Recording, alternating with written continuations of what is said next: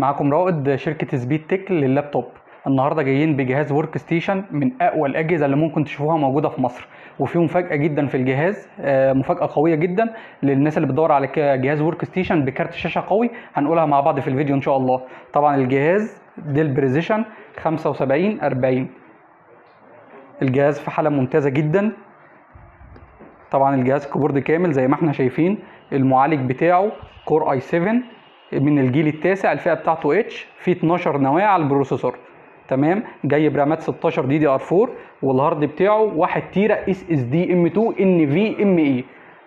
هنفتح الجهاز كده مع بعض.